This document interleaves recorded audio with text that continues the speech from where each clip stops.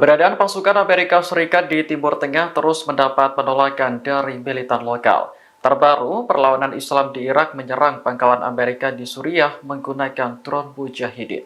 Inilah rekaman video yang dirilis media militer perlawanan Islam di Irak pada Sabtu 3 Februari 2024. Sebuah drone berwarna putih meluncur dari Irak menuju pangkalan Harab Al-Jir di Suriah.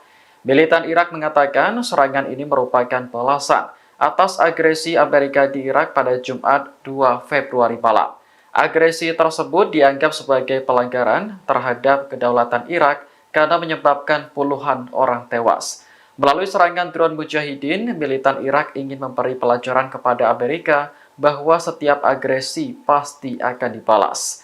Diketahui serangan yang diluncurkan Amerika pada Jumat malam tak hanya menargetkan Irak namun juga Suriah.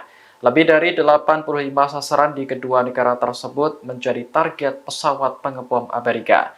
Washington berdalih sasaran itu berkaitan dengan Korps Garda Revolusi Islam Irak.